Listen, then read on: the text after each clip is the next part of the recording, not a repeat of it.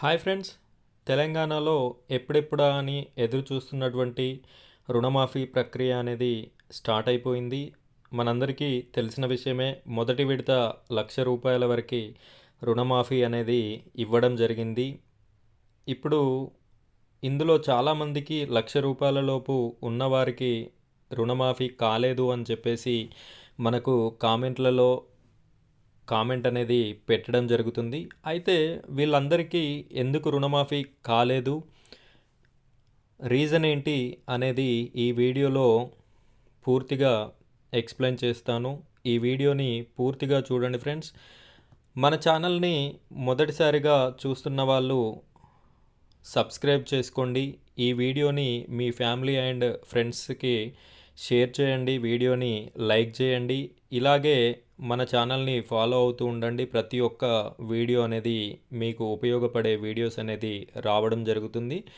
Friends, Telangana రాష్ట్ర ప్రభుత్వం 2018 December 12వ తేదీ నుండి 2023 డిసెంబర్ 9 తేదీ వరకు ఈ మధ్యకాలంలో తీసుకున్న రుణాలని 2,00,000 రూపాయల వరకు మాఫీ చేయడం జరుగుతుంది.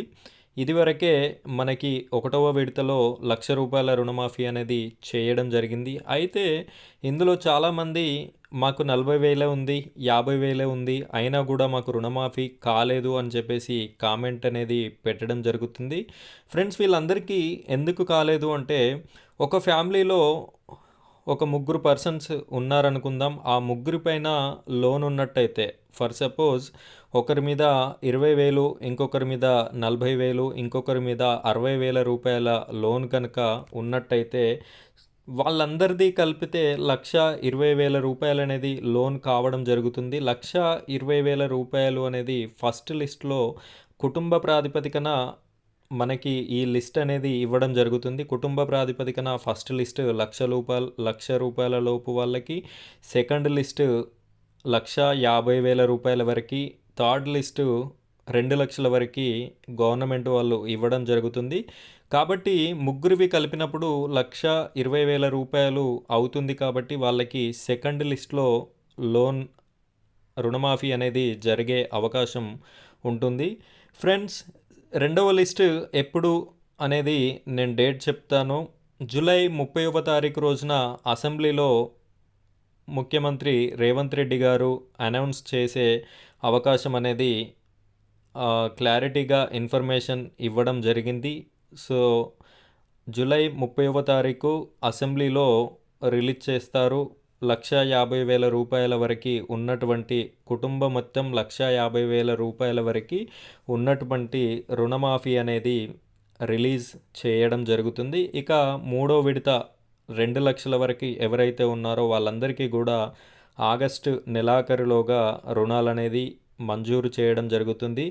మీకు ఇవి రిలీజ్ కాగానే మన ఛానల్లో లిస్ట్ అనేది పెట్టడం జరుగుతుంది. రెండవ విడత మన ఛానల్ని ఫాలో అవ్వండి.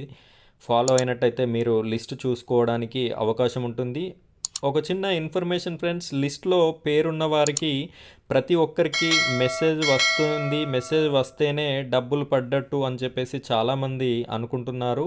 లిస్ట్లో పేరు వచ్చినప్పటికీ కూడా చాలామందికి మెసేజెస్ అనేది రావట్లేదు. మీరు డైరెక్ట్గా ఒకసారి బ్యాంక్ అధికారి దగ్గరికి వెళ్ళేసి మీ యొక్క అకౌంట్ని చెక్ చేయించుకోండి. అలా చెక్ చేయించుకున్నట్టయితే మీకు డబ్బులు పడ్డాయా లేదా అనే విషయం తెలుస్తుంది. ఒకవేళ నిజంగా అర్హులై ఉండి, అంటే కుటుంబ ప్రాతిపదికన 1,00,000 రూపాయల వరకు లోను లేకుండా ఓన్లీ 20,000, 30,000 రూపాయలు మాత్రమే ఉండి అన్ని విధాల అర్హులై ఉండి వాళ్ళకు గనక ఈ రుణమాఫీ జరగనట్టయితే, వాళ్ళ అకౌంట్లో డబ్బులు పడనట్టయితే మనకి మండల ఆఫీసులలో అండ్ కలెక్టర్ ఆఫీసులలో గ్రీవెన్స్ సెల్స్ మన సహాయార్థం ఏర్పాటు చేయడం జరిగింది. కాబట్టి ప్రతి ఒక్కరు కూడా వాళ్ళ దగ్గరికి వెళ్ళేసి మీ యొక్క ప్రాబ్లమ్ని చెప్పినట్టయితే మీకు ఎందుకు రుణమాఫీ జరగలేదు అనే విషయాన్ని క్లారిటీగా చెప్పడం జరుగుతుంది.